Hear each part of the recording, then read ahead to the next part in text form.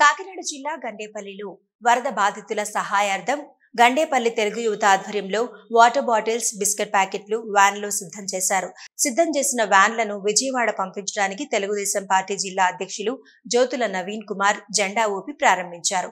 ఈ సందర్భంగా నవీన్ కుమార్ మాట్లాడుతూ కష్టాల్లో ఉన్న వరద బాధితులను ఆదుకునేందుకు ముందుకు వచ్చిన తెలుగు తమ్ముళ్లను అభినందించారు. ముఖ్యమంత్రి చంద్రబాబు నాయుడు 70 సంవత్సరాల వయసులో కూడా యువకుడిలా విజయవాడలో పనిచేయడం అందరినీ ఆశ్చర్యపరుస్తుందన్నారు. తను మొన్న పర్యవేక్షించినప్పుడు అక్కడ వారు మంచినీరు, బట్టలు కావాలని చెప్పారని, అందువల్ల అది కూడా సమకూర్చి పంపించాలన్నారు. ఈ కార్యక్రమంలో పోతుల మోహన్ రావు, కోర్పు సాయి తేజ, ఎలమాటి కాశీ, తెలుగుదేశం అభిమానులు, నాయకులు తదితరులు పాల్గొన్నారు.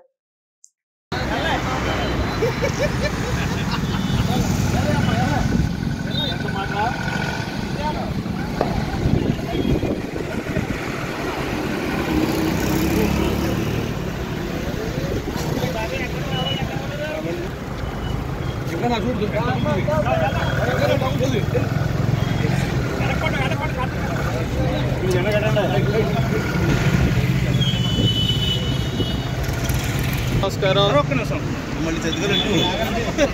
ఈరోజు మా గండేపల్లి యూత్ అందరూ కూడా విజయవాడలో వరద బాధితులకి వాటర్ బాటిళ్ళు, అలాగే బిస్కెట్ ప్యాకెట్లు అన్నీ కూడా సమకూర్చడం జరిగింది. చాలా సంతోషం. వాళ్ళని ప్రత్యేకంగా అభినందిస్తున్నాను. ఎందుకంటే ఎవరైనా కష్టాల్లో ఉన్నప్పుడు మేము ఉన్నామని ముందుకు వచ్చేవాళ్ళు చాలా అరుదుగా ఉంటారు. కానీ వీళ్ళు ముందుకు వచ్చి వాళ్ళకి సహాయ సహకారాలు అందించడానికి ముందుకు రావడానికి వచ్చినందుకు వాళ్ళందరికీ కూడా అభినందనలు తెలియజేసుకుంటూ అందరికీ ఒకటే విన్నవించుకుంటున్నాను.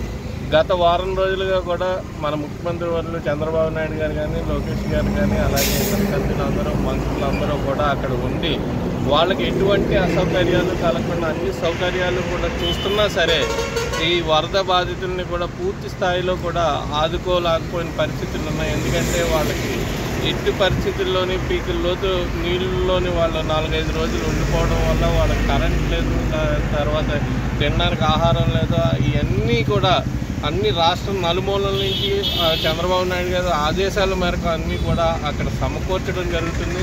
అందున మొన్న వెళ్ళినప్పుడు ముఖ్యంగా మంచినీళ్ళు అడగడం జరుగుతున్నారు. మంచినీళ్ళతో పాటు బట్టలు కూడా వాళ్ళకి లేవు, మాకు బట్టలు కట్టుకోవడానికి కూడా బట్టలు లేవంటున్నారు. మీ ద్వారా నేను తెలియజేసుకునేది ఏంటంటే మంచినీళ్ళతో పాటు ఎవరైనా పాత బట్టలు కానీ ఏ బట్టలైనా కూడా వాళ్ళకి పట్టుకెళ్ళినట్టయితే వాళ్ళకి ఉపయోగపడుతుంది. కాబట్టి ఒక్కసారి అందరూ కూడా ఆలోచించి వాళ్ళకి సహాయ సహకారాలు అందించాలని మనస్ఫూర్తిగా కోరుకుంటూ సెలవు.